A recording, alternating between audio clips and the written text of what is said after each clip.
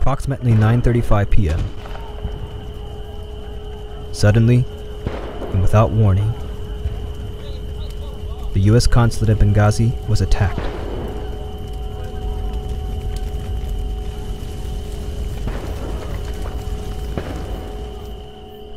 As many as 125 armed men descended on the consulate from all directions.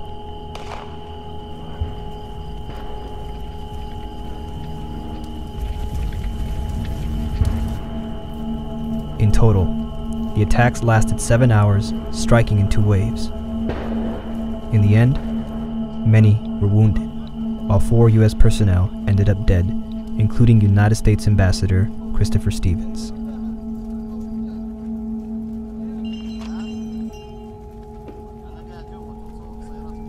Who attacked us?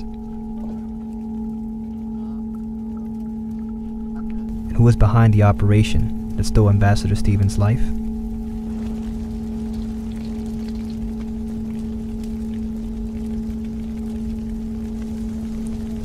The allies of President Barack Obama.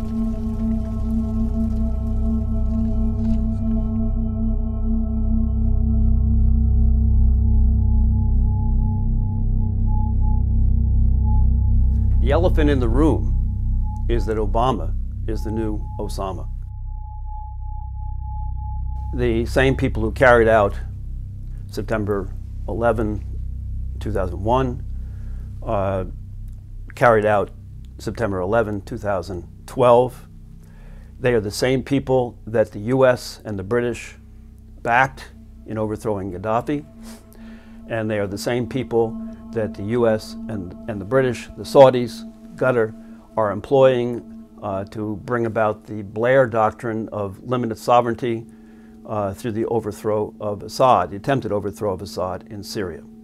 And these forces are Al-Qaeda.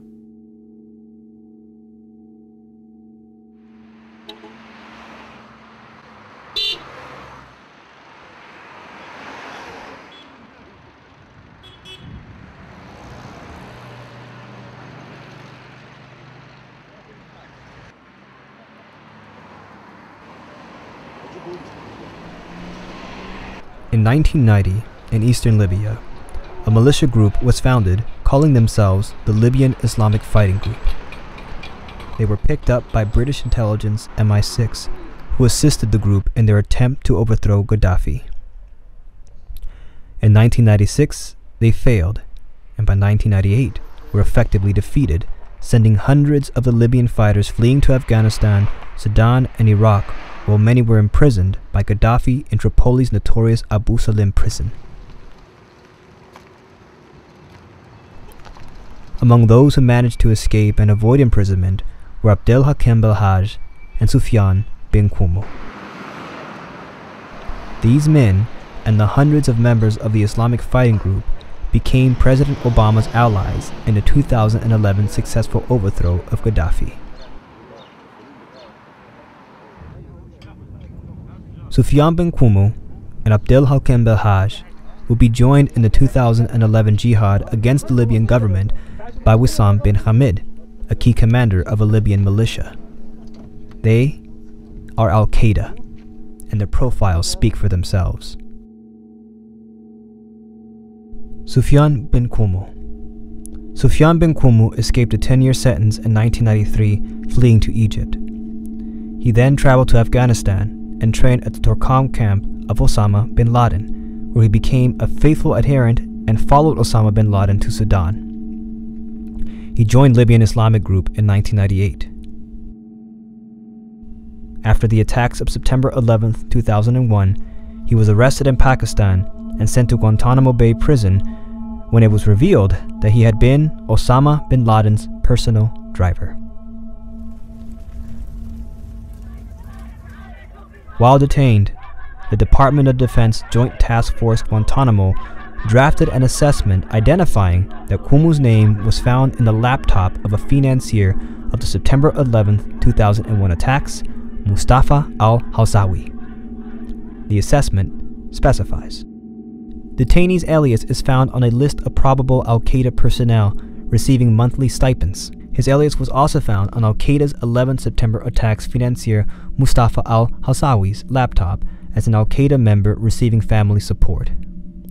Detainee's probable name was found in the pocket litter of Arab mujahideen who entered Croatia from Bosnia in 1996. One of the mujahideen who had his pocket litter confiscated was Isa Mukrin, leader of the Al-Qaeda Mukrin cell in Saudi Arabia, responsible for the beheading of U.S. citizen Paul Johnson.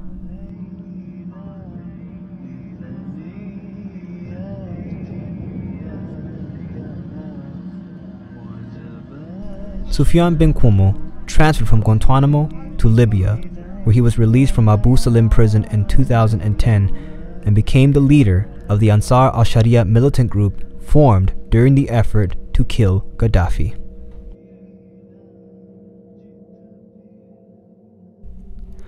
Kumu's al-Sharia gained recognition after the Battle of Sirte and became prominent after Gaddafi's extrajudicial murder.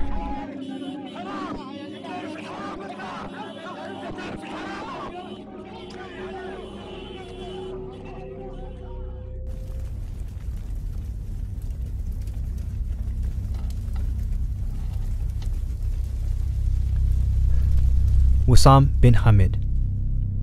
Wissam bin Hamid is a commander of the militia group Libyan Shield and Free Libya.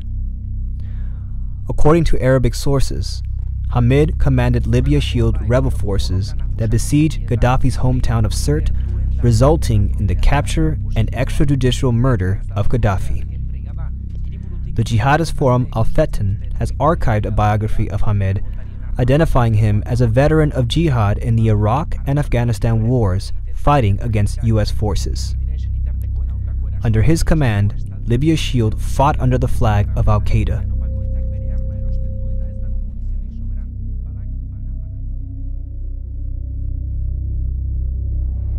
A Library of Congress research report published August 2012 cited Wissam as the head of Al-Qaeda in Libya, while hosting a Northern African Al-Qaeda chief as his guest of honor during a parade.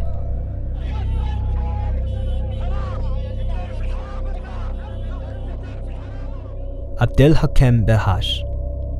Abdelhakem Belhaj gave an interview for Doha Al Jazeera satellite channel television in Arabic, where he was identified as having left Libya in 1988 for Saudi Arabia, then headed for Afghanistan to jihad against the Soviets until the fall of the Kabul regime in 1992. Belhaj then headed for Sudan and stayed until 1996, which means, for the span of about 7 years, Belhaj was with Osama bin Laden in Afghanistan and then Sudan, where bin Laden lived until he was expelled in 1996. After the Libyan War, Belhaj was appointed head of the 20,000-strong Tripoli Military Council. His appointment was made possible after the assassination of its former commander, Abdel Fattah Yunus, who defected from Gaddafi.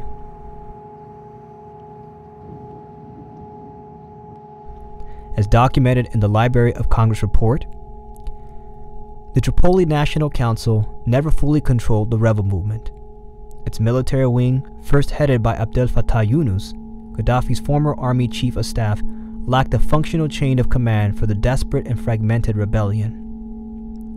Yunus would eventually be assassinated in July 2011, most likely by one of the Islamist rebel factions close to Al-Qaeda. Indeed, a fatwa circulated during the same period on the jihadist websites recommending the assassination of former Gaddafi aides. The assassination was never fully investigated, and Belhaj was quickly given Yunus's former position as commander of the Tripoli Military Council. It was during this council that Belhaj and his political ally Ali Salabi would force Mahmoud Jibril to resign as the Tripoli National Council's chief executive. The Library of Congress report concludes that these two Islamist leaders were expected to play a major role in the new Libya.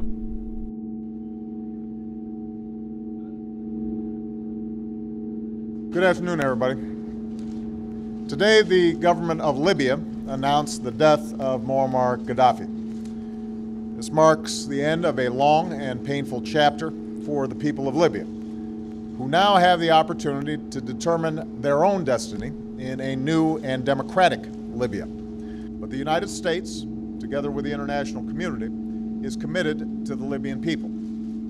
You have won your revolution, and now we will be a partner as you forge a future that provides dignity, freedom, and opportunity.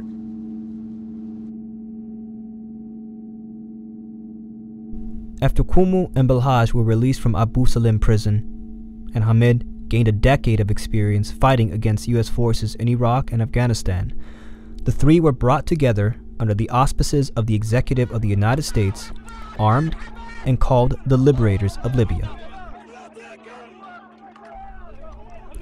These three and others were provided air support by the U.S. President without the consent of Congress to wage jihad in Libya, and eventually became instrumental in the attacks on the U.S. Embassy in Benghazi, September 11, 2012.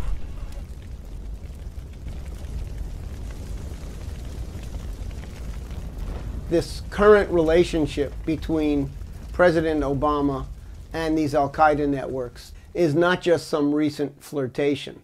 This is a long-standing and deep relationship, and you've really got to go back to the opening days of President Obama's first term in office to get a full flavor for what we're dealing with here. During his 2008 initial campaign for president, he made a firm promise to the families of the 9/11 victims that he would declassify the 28 pages from the original congressional 9/11 investigation that documented the high-level funding from the Saudi kingdom and leading figures within the Saudi royal family of the 9/11 hijackers. Instead of keeping his promise, President Obama met with the families of the 9/11 victims in February of 2009. They met in the Oval Office. Obama reiterated his promise to release this critical material, and he not only reneged on the promise, but he became complicit with the Bush-Cheney administration in perpetuating and, in fact, intensifying the cover-up.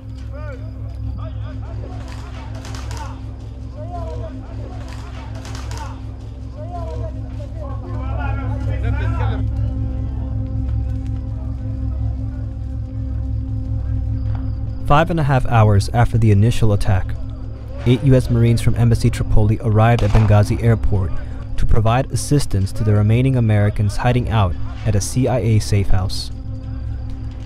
According to an involved party, only identified as Febrayer, there was an argument at the airport between Libyan Shield and the U.S. Marines lasting 15 minutes over who should lead the convoy of Americans and Libyan militiamen, supposedly to a medical center outside the besieged consulate.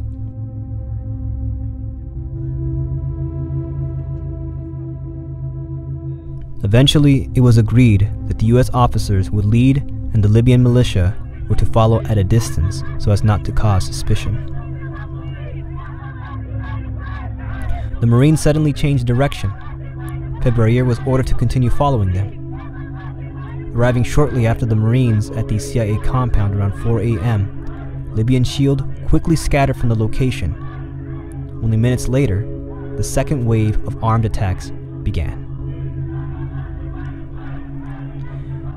Hours before the first attack, U.S. Embassy Tripoli reported to the State Department in a regular weekly report that officials had met with the leader of Libyan Shield, Wissam bin Hamid.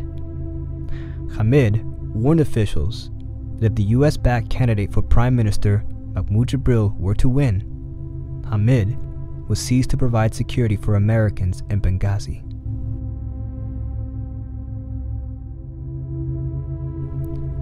The report was signed by Ambassador Christopher Stevens. The relevant section reads, militia commanders discussed the Muslim Brotherhood, Jibril, their political aspirations, the economy, and security. In a September 9 meeting, local area militia commanders Wissam bin Hamid and Mohammed al-Gharabi discussed the very fluid relationships and blurry lines they say define membership in the Benghazi-based brigades. They claim to exercise control over Libyan Armed Forces Chief of Staff Youssef Mangoush, who depends on them to secure eastern Libya. In times of crisis, Mangoush has no other choice than to turn to their brigades for help, they said, as he did recently with unrest in Kufra. Al-Gharabi and bin Hamid support the Libyan Muslim Brotherhood's Justice and Construction Party-backed candidate Awad al-Barasi for Prime Minister. They criticize United States government for supporting National Forces Alliance leader and Prime Minister candidate Mahmoud Jibril. If Jibril won, they said, they would not continue to guarantee security in Benghazi, a critical function they asserted they were currently providing. So what you have is a threat directly from Libya's shield, whose head fought in Iraq and Afghanistan, who was identified in the Library of Congress report as potentially the head of Al-Qaeda in Libya. And we're meeting with this person 2 days beforehand, and he gives this threat. And then it's his forces that meet our Marines at the airport, escort them to the CIA annex, and shortly after they arrive, the firing begins. So you have an attack by Ansar al-Sharia, which is Al-Qaeda. You have the attack from them, and you have Marines arriving and being escorted by another Al-Qaeda affiliate to the annex, and the firing begins immediately after they arrive. Obviously, they now know where the annex was. The Marines only had GPS coordinates. They didn't even have an address. So they had to follow them to the annex. So there's your Al-Qaeda. These are the same people we supported to overthrow Gaddafi. One of the earliest official reports by the CIA identified Hormuz Ansar al-Sharia as one of the main attackers of the 9/11 Benghazi assault. On the night of the attack, witnesses reported pickup trucks mounted with heavy machine guns and bearing the logo of Ansar al-Sharia, which were used as roadblocks to make escape from the consulate difficult. According to Representative Peter King, former CIA Director David Petraeus confirmed the involvement of Ansar al-Sharia to members of Congress during a closed-door briefing.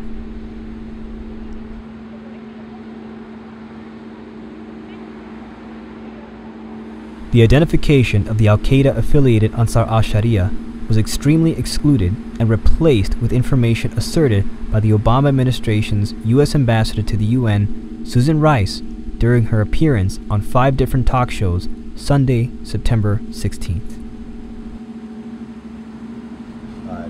We have no information to suggest that it was a pre-planned attack. This is a fairly volatile situation, and it is in response not to United States policy, not to, obviously, the administration, not to the American people. It is in response to a video, a film, that we have judged to be reprehensible and disgusting. Go back to Belhaj.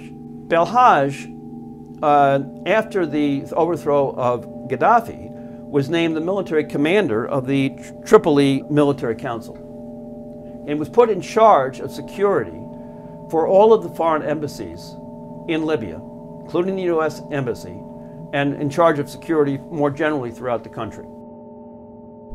Current commander of Al-Qaeda, Ayman al-Zawahiri, once spoke highly of Belhaj, assuring him and Cuomo, while they were in Abu Salim prison, that their cause would be continued by Al-Qaeda. Dear brothers, the Amir of the Mujahideen, the patient and steadfast Belhaj, and the rest of the captives of the fighting Islamic group in Libya, here is good news for you. Your brothers are continuing your march after you, escalating their confrontation with the enemies of Islam, Gaddafi and his masters, the Crusaders of Washington. Belhaj now was in charge and apparently met with no opposition by the Obama government to protect U.S. embassies in Libya.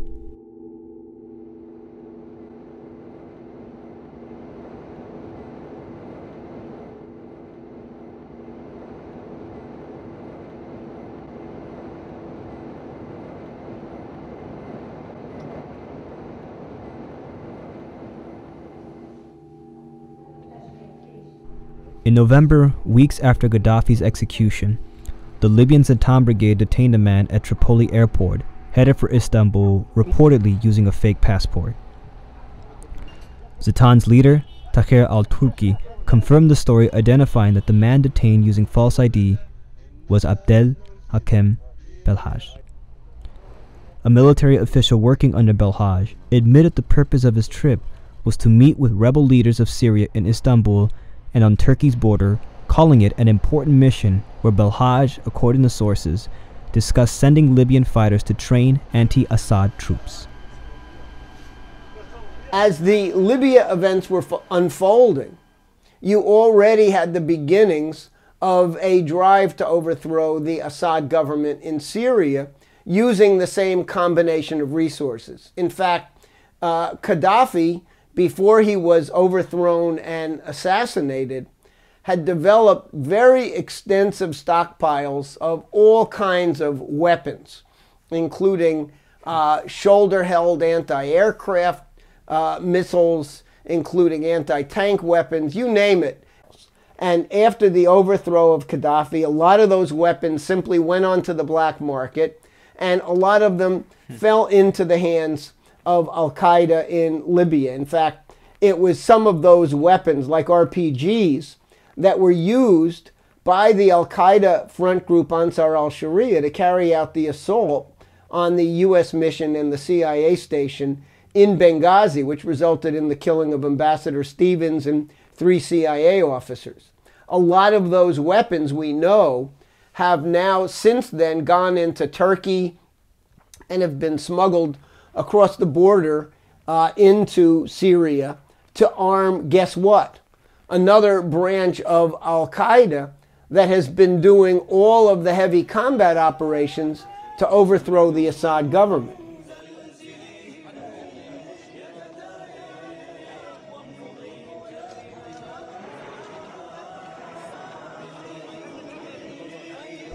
Called the elite troops on the ground by the Free Syrian Army, the Al-Qaeda fighters from Iraq changed their names, but not their identities, in late 2011, forming al-Nusra. Like Wissam bin Hamid, al-Nusra gained nearly a decade of experience at war with the United States Army under the Al-Qaeda flag in Iraq, so when the conflict in Syria began, they were better trained than the ordinary Syrian opposition fighter to storm Assad's fortified positions, striking military bases and airports, and capturing production facilities such as Syria's oil fields. The group's affiliation with Al-Qaeda has also been identified by Iraq's Foreign Minister Hoshyar Zebari, who told the Associated Press in early July 2012 that Iraq had solid evidence that members of the extremist group Al-Qaeda in Iraq, who previously had streamed from Syria into Iraq, were moving in the opposite direction. Zebari said, "Our main concern, to be honest with you, is about the spillover, about extremist, terrorist groups taking root in neighboring countries." The State Department and Treasury Department today have finally placed the al-Nusra group on the list of international terrorist organizations. Now, is this going to make any difference on the ground inside Syria in terms of what's going on? Absolutely not. The al-Nusra group is the dominant fighting force. Because they're successful, they get more of the money from Saudi Arabia, they get more of the weapons, and what the State Department was forced to acknowledge today is something that we've been saying here at LPAC TV for weeks and months. Namely, that the Syrian opposition is dominated by Al-Qaeda. Al-Nusra claimed the responsibility for the bombings in Aleppo, Medan, and the Damascus bombing of March 2012. Al-Nusra has been behind the killing of civilians, the murder of the journalist Mohammed al-Sayed, the attack on a television station on June 27th, as well as the advanced sabotage of radars and rockets and multiple attempts to occupy official Syrian military bases.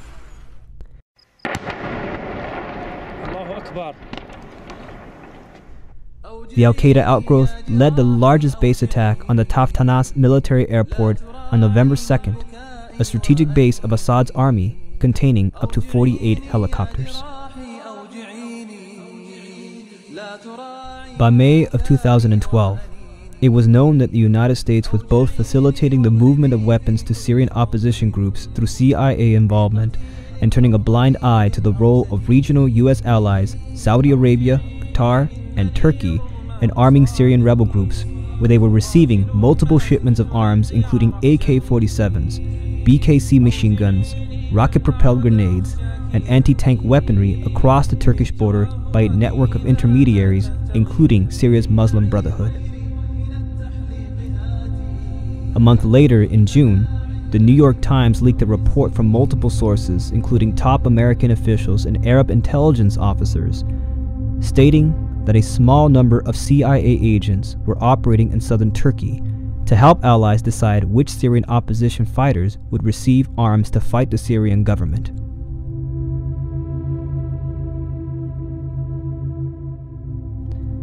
At that time, the Obama administration stated that it was not providing arms to Syrian rebels, but nodded to the fact that Syria's neighbors would do so.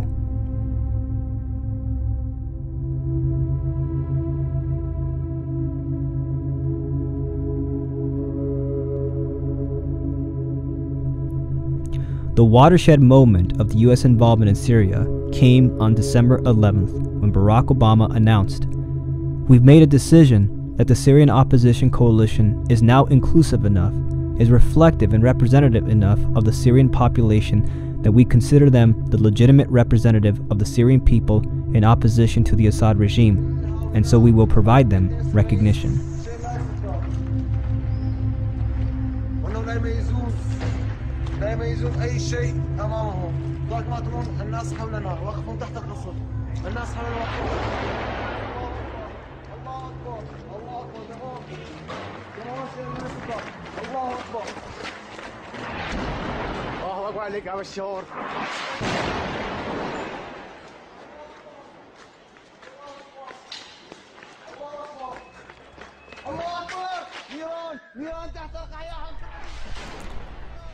It is currently unclear whether this will mean even more direct U.S. involvement in the Syria conflict. There has been some speculation that it is the prelude to the U.S. moving in heavy weaponry, establishing a no-fly zone, and is essentially an open declaration of war against the Assad government.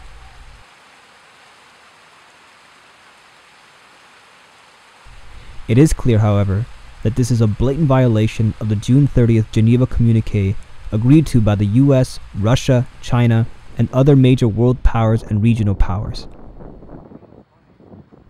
But what's a treaty obligation to Obama? Although Obama stated on December 11th that the recognition of the Syrian opposition specifically excludes the al-Nusra group, the very opposition the Obama-led United States is supporting depends entirely on al-Nusra. That opposition has made clear their disagreement with the terrorist blacklisting. It is known regionally and internationally that without al-Nusra, there is no so-called Syrian military overthrow of Assad.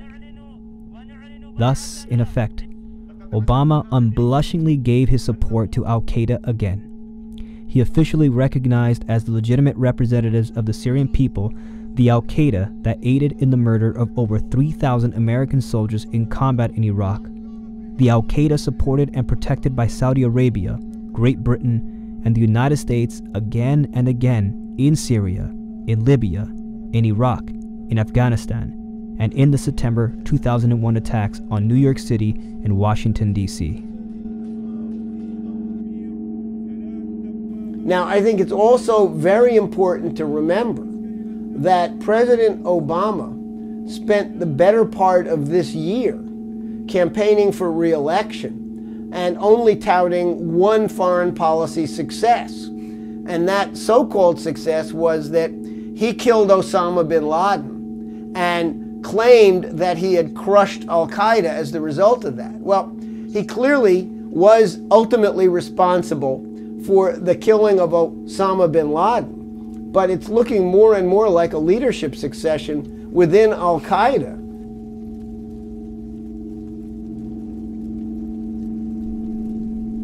The executive of the United States was sworn into office in allegiance to the purpose of the Constitution of the country, to act in the nation's defense and provide security.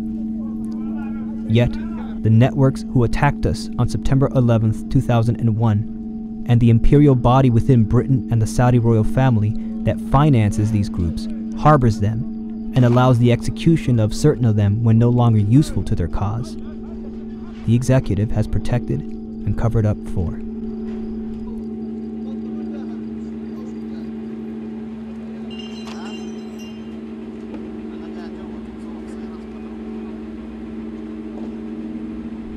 It is a fact that President Obama never held to his promise he made personally to families of 9/11 victims in the Oval Office on February 2009 to release classified documents that would reveal how Prince Bandar bin Sultan and the Saudis financed the 9/11 hijackers.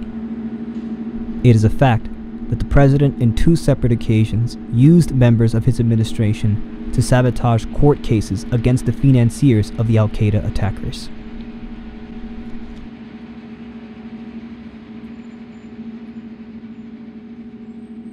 So in effect, President Obama has aligned himself strategically with Al-Qaeda. They were the main force that the US backed in Libya to get rid of Gaddafi. They are the main force in Syria on the ground, doing the heavy lifting, fighting.